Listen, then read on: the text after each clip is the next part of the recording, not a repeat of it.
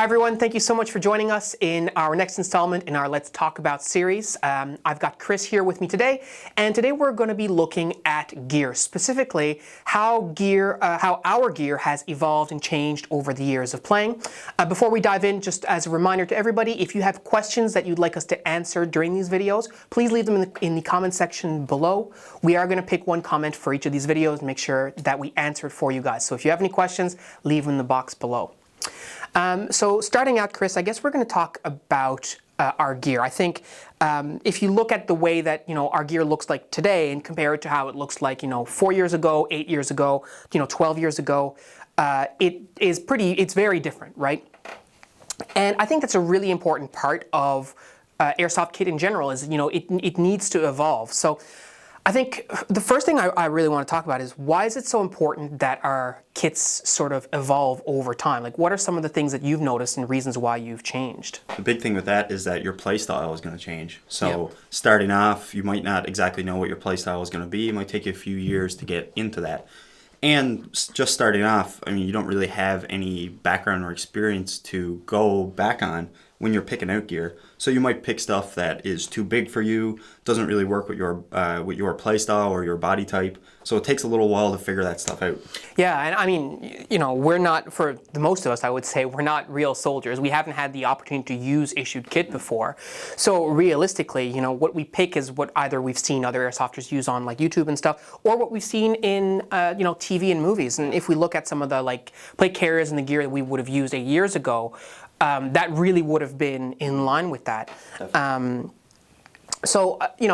How when you're picking out gear and when you're using it, what are some of the things that you sort of look at in terms of the gear that might be time for you to move on from? Yeah, so I guess it's a little different if you're trying to play with some sort of inspired loadout. Like if you're trying to replicate World War II or a particular era in time, then obviously you're sort of pigeonholed into specific kit. Mm-hmm. But besides that, I mean, for myself, I know I just want stuff that's going to make me as efficient as possible. So whether that's efficient shooting, efficient moving, that kind of stuff, you sort of got to balance. Because if I want to carry 25 mags, well, obviously I'm going to need some big kit. Yeah. So that's the way I started off playing, is that I wanted to never run out of ammo. And now, 10, 12 years later, I realized that I can carry a lot of mags using specific kit and keep it slim. So that's my goal. Right? Yeah, and if we look at some of the old carriers, like, I mean, this is an example of something we would have used back in the day. It's an old Cyraz. So this is a pretty straightforward, combat vest plate carrier, and so we've seen this before. Like it's really big and bulky. It has lots of space for molly all over it. It has a cable that runs through it, and this is something that real soldiers, not this model exactly, but this is something that real soldiers would wear. Yeah.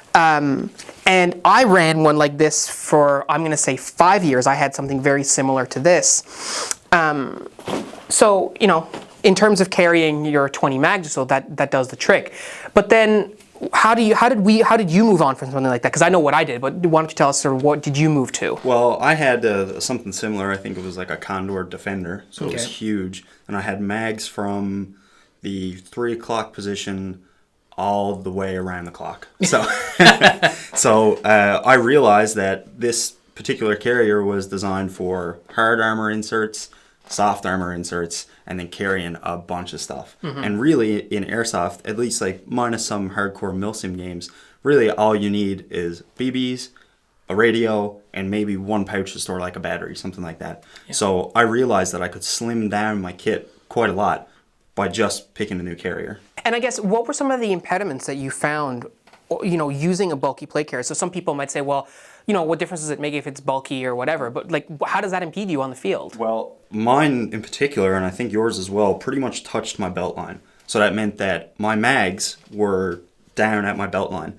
So that made me really thick. I couldn't bend over. I couldn't move side to side. And also because I had stuff underneath my arms, my shooting position was thrown off because I was basically like this. Mm-hmm. So you combine that with like some loose stuff on my legs and ill-fitting equipment, and I wasn't very mobile, I wasn't very fast, I wasn't very efficient. Right. So then when you realize, okay, I've got these impediments, what did you choose to move to from there? So what I moved to was something similar to this one, which is a Replica 6094. So we deleted the Molly cummerbund and put in an elastic one because, again, it let us tuck in a little more. So obviously there's a lot less real estate, but it was just enough for what we needed. So I mean, that seems pretty good. Like if you compare the two, you know, grabbing this one here again, I mean, obviously you can see like there's a huge size difference. Yeah.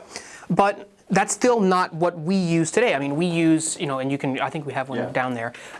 We use like a Replica jumpable plate carrier, right? Yeah, a JPC. So it's obviously really easy to see, you know, there's less fabric on that. Not like a lot. I mean, the difference is not as big. But, you know, some of the things that jump out to me, I'm just looking at like the shoulder pads right now. Like those are pretty small compared to the other one, right? Yeah, so I mean, we're not carrying 40 or 50 pounds on our plate carrier. So I didn't feel the need to have these big padded shoulder pads. Another option, this one that I really liked, is as time went on and I tried to get more efficient or better with my shooting, I really liked having the stock actually on my shoulder and not in an inch or so of padding. So this allowed me to shoulder my rifle, and as you can see, it's got exactly enough webbing that I needed for my mags, place to put my radio, and then a pouch for any admin stuff. Right. That's pretty good, and I think that's sort of in terms of plate carriers, is the gold standard for our team, right? Definitely. But that's not all we use, and I think a lot of people, and I mean, who we've played with for sure, and maybe some people watching, you know, we recognize that airsoft is a hobby, right? So you're typically you're not making money unless you're a really famous airsofter or on YouTube. You're probably not making money from airsoft. Yeah. And again, it's not life or death. So, you know, it's hard for us to justify, or it might be hard for some of us to justify spending a lot of money on kit all the time if it's not going to save our life or pay our bills, right? But that being said, there's a definite requirement to have kit that is sort of mission tailored, right? So one of the things that we've started looking at, you in particular as well, is looking at chest rigs. Yep. So we have a plate carrier, but we also have a chest rig, right? So why don't you talk a little bit about sort of why you have both? So yeah, so I mean, my plate carrier is pretty much as slick as you're going to get a plate carrier. I love it. I use it most of the time when we're doing like standard skirmishes, that kind of thing. But if we're going to play a game that's a bit more on the milsim side, so like, you know, we may be having to do like small patrols or even be in a particular uncomfortable situation for hours on end, whether you're holding an objective or working your way to it, I might go with a smaller chest rig because it gives me more mobility and it's a smaller package overall. Yeah, absolutely. I don't know if we have you have yours that you can show, but I mean, obviously something like that is much, much smaller. Now, you know, right out the gate, someone would say, well, you can't carry as many mags, right? But, you know, it's about picking equipment that's right for your particular objective or your game that you're playing, right? So the way, in general, that I'll run my kit, whether it's a chest rig or a plate carrier or whatever, is I'll have my main source, so whether it is my plate carrier or my chest rig, then I've also got a belt line. So if I need to supplement this, like right now, in this configuration, I can carry 5 mid-caps. I can stuff another one in here if I really need to, but then again, it makes me a little bulkier. So if I need any more than 5, I'll probably run my plate carrier, right? If the situation is appropriate for it. If not, I'll slap my belt on and I can carry another couple, right? Yeah. So then to supplement this. And the other thing that people, like lots of military members carry mags in their pockets, right? It's not a good idea to load your legs down too much, but an airsoft mid-cap, especially if it's plastic, weighs literally nothing. So I can slide a few into some cargo pockets, and then when I get a chance, I can cycle through. So I can carry almost as many mags. Yeah, right? For sure. The other piece that, you know, is really important is this notion that, you know, you have to sort of think about how you're going to set up your equipment. And, you know, gear is a whole thing in airsoft. Obviously, we said it before, and it's true. You know, airsoft is a fashion show. You're showing up to look good. Definitely. But while that's true, and I think about like Johnny on our team, you know, he's got his World War II kit, and it looks amazing, and he's doing that sort of impression, and that's all fine and dandy. What we're really talking about is you're going to a game and you want to be as effective as possible. Yes. In order to do that, you need to really think about whether or not your equipment is going to help you fulfill your mission, right? And so you need to be ready to say, okay, well, this is not really what I need right now. I need something else. And we're talking about place carriers right now and like chest rigs, but that applies to your, maybe you don't need a helmet, right? Like, so what are some of the other pieces of kit that you might swap out depending on a situation or the type of game that we're looking at? Yeah, well, I think you said it there as well, like a helmet. Like, if we're playing a milsim, which is mostly in the woods, and we're going to be doing, you might get into a firefight or two, but the majority of your time is going to be moving carefully to an objective. I'll rock a boonie instead of my helmet, right? To eliminate the profile that it gives, and also it's a lot cooler temperature-wise to wear a boonie hat. Maybe it's cooler the other way too. Yeah, it depends on who's wearing it, I suppose. Yeah. So, and then likewise, like I talked about with my belt, like if I need a pistol belt, I'll throw it on. If I think I don't need it, then I won't. I guess another consideration is that, airsoft is, again, as I said it before, it's a hobby, right? So if you're a responsible adult, you have your airsoft budget. Yeah. And so when you're going to spend your hard-earned money on a piece of kit, there's a tendency for everyone to say, yes, this was a good investment. And that sort of gives us a bias around whether or not this is actually a good piece of kit. So I guess what I'm trying to get at here is, we want people want to have their good piece of kit, but, you need to be open to sort of discarding something that doesn't work. So you're transitioning to a chest rig. What is your approach to using something you've invested money in? Well, a big factor for me with this is that I wanted to make me more mobile. I wanted to be a smaller profile than my fully loaded plate carrier. So if it doesn't check those boxes, I'm going to give it a little while. Like I'm going to play most of the season with this thing to see. But if I don't feel like it's checking those boxes, I'm definitely going to can it. And already I've come into our last training, like my reloads, where on my plate carrier I don't have any secondary retention. But on this, obviously, there's these tabs. So that's something for me, who haven't used tabs in probably 6 or 7 years, it throws me for a loop. So it's something I got to practice. Yeah, and that's another great point too, is around, so people are buying new kit, you need to learn how to use it, right? I mean, it's one thing if you buy a rifle and then you buy the exact same rifle and it's upgraded. Yeah. I mean, it's pretty much the same thing. But if you're going, like I'm going to be doing very shortly, going from, a 1-point sling, and I've been using a single-point sling for, the last 10 years, going from that to a 2-point sling, there's a lot of practice and training, because initially, just like anything else, like I'm not going to be good with it, right? And you have to give it, with a new piece of kit especially, because it's not just an instant upgrade. It requires some user competence as well. So you need to give it a couple weeks, a couple games, maybe longer than that, right, to fully get used to it, to see if it actually is going to positively impact you. And that's true of whether it's, a plate carrier or whether it's a sling or whether it's, something as silly as, well, I'm wearing knee pads now and I didn't before, right? How is that going to impact you, right? Definitely, because, just something like that, like it's a piece of gear, it's going to give you more confidence, whereas you wouldn't have that confidence to take a knee or to take a piece of cover if you didn't have the pads, right? Yeah. And the other piece of it too, which I think is really important for everyone to remember, is like, it doesn't matter if the piece of kit you just bought is the absolute best. If you don't train with it, if you're not accustomed to using it, then it's not really doing anything for you. And fundamentally, it's not going to be as good in your hands until such time as you're proficient with it. So I think about our slingsters, and we don't really talk about particular brands or anything like that, because we don't want you to think that that's what we're saying you should use. We've used slingsters, and I think they're universally recognized as a really good sling. I think, Garanthem, I know for sure, uses one, and he swears by it as well. So it's not just us, but like, there's training that's involved with that, right? Definitely. And like, I run a slingster, but if you gave me a Blue Force Gear 2-point or a Vikings Tactic 2-point, give me a couple days and I'll probably be just as proficient. Like, one doesn't necessarily have to be better than the other. And likewise, like, we definitely recommend buying a good sling. Most of the team runs knockoff chest rigs and plate carriers, because for us, spending $300 or $500 on a plate carrier doesn't really make sense, right? The same with a helmet. Like, I'm not going to go spend $1,000 on a ballistic helmet to play airsoft, right? Yeah. I'm going to buy a quality replica and then spend my money on making my rifle better, or that kind of thing. Yeah, absolutely.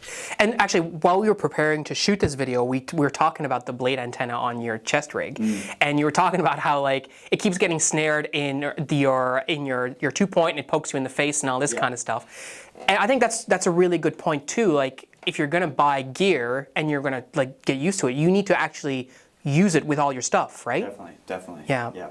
And the same, like, especially with if you go buy a new rifle sling and you're running around your house with just your sling on your rifle, but you always play with a plate carrier. Then you go to the field and all of a sudden you're fumbling because you didn't practice appropriately. Yeah. Right? And there's tons of kit out there, right? So a lot of it comes down to, okay, well, I'm going to use it and I'm going to see how it works for me. And to that end, we had a question from one of our viewers, Sébastien Dubois. He actually said, have you ever considered using the tactical universal clip, and what do you think about it? And for those of you who don't know what a tactical universal clip is, it's basically an attachment that you put on your rifle, and then the clip itself serves as a type of holster. So basically, you have the tactical universal clip on your carrier somewhere, and then this little clip comes in and it ties in. So it's meant to replace a sling. And that's not something that we've used, but we've sort of looked at it and sort of researched it. And I think something like that, there's a lot of gadgets out there, right?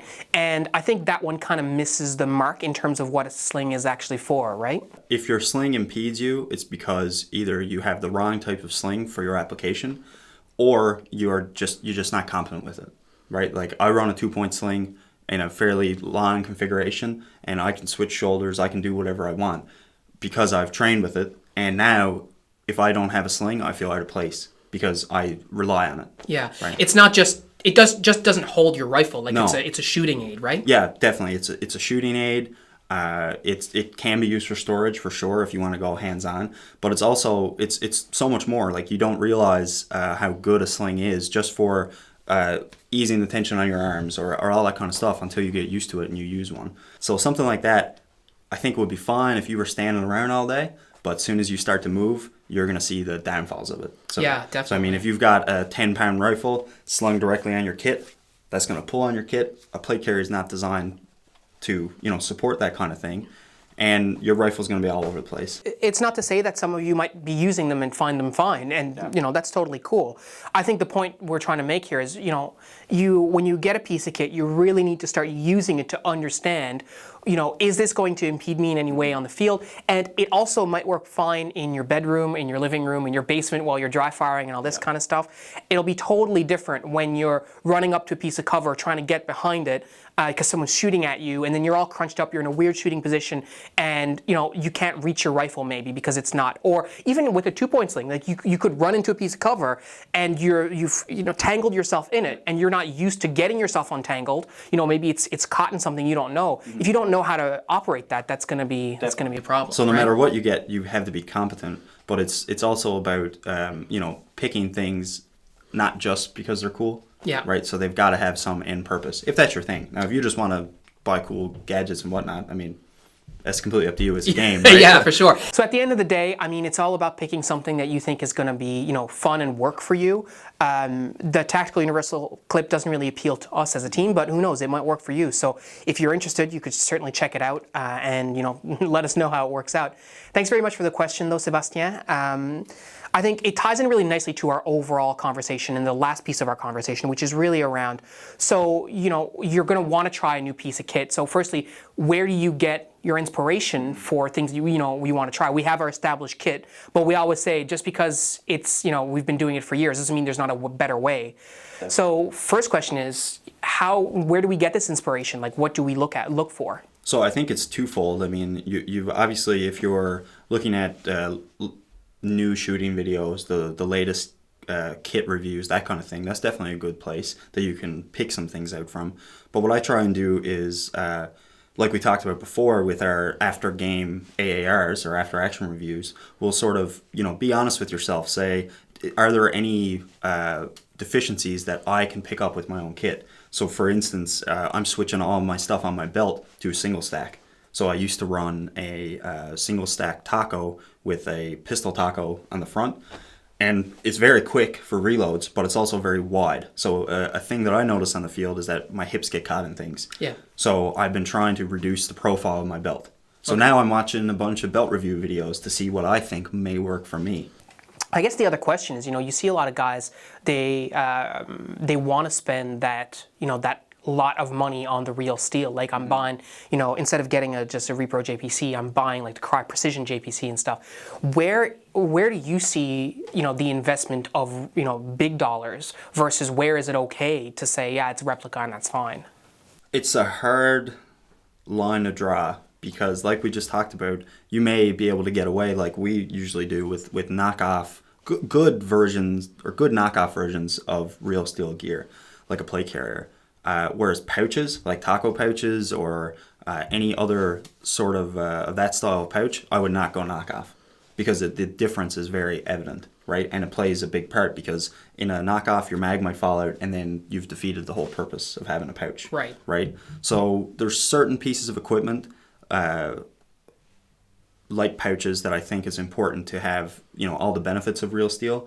Whereas for just playing airsoft, I don't think you need a ballistic helmet. Yeah. So I think a lot of it comes with experience and seeing what works for you. Like I will never go out with a bad pair of boots on, right? Because I know it ruins my day. Yeah. Right. So that to me is worth the money. Whereas I don't think I'd notice if I had a ballistic helmet on compared to my good repro. Yeah, you definitely notice the weight though, for sure. Yeah, definitely, definitely. Yeah. And I think too, without question, we haven't said this specifically, but I'm going to say it now. Obviously, iPro, you need to have real iPro. Like, there's a lot of like manufacturers online that are just made like however, and lots of people think, oh well, it's plastic. Plastic's good enough to stop plastic, and that is definitely not the case, right? No, because it's not even just plastic, right? It's other impacts as well. Like we've had a lot of injuries over the years on our team, and thank God nobody's been like, they've all recovered. But I think a part of it is that, having decent gear prevented, worse injuries. Yeah, I mean, it happens. I mean, we play around like ruined buildings and stuff. Like a BB could hit a piece of cement or concrete, I should say, and it like so breaks off and then it's in your face. Rebar, rocks, anything. Yeah. Like my helmet has taken more bumps from me hitting my head off doorways and all that kind of stuff that like, even though it's a repro, it does have some protection for that, right? For our application. I think at the end of the day, the message that we really want to convey to all of you guys is don't be afraid to try and find new pieces of kit that might work better.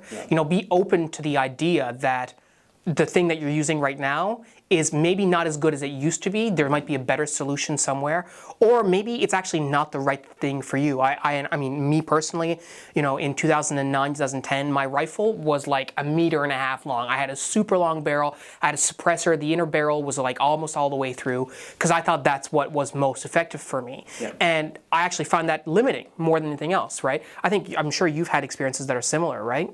Oh yeah, definitely. Well, like just thinking back to the old plate carriers, like I used to carry like paracord, I used to carry all the stuff that I never need, right? And then I was limiting myself by thinking that I needed all this stuff. And when I actually was honest and reviewed, what am I using, that kind of thing, then I got, leaps and bounds better. Yeah. Right. So, we're encouraging all you guys, make sure, look at your kit, be honest, like get your teammates to tell you, get some friends to tell you, like, do you think this is working for me? Like, how could it be better? What do you use? What have you found effective? I know me personally, I've plagiarized a lot of stuff that you do just because, actually that's really effective and I want to give it a go. And then the other thing that we can't stress enough, and I mean, if you've watched our channel at all, we always talk about training. Right? It's important that if you're getting pieces of kit, it's important that if you're trying to change stuff around, you actually train with it. Use it, see whether or not it's actually impeding you in some way, shape, or form before you make a decision on it either way. And be prepared that you just bought something and it might look really cool and shiny and you might not actually use it on the field, right? It might not be what you were looking for exactly.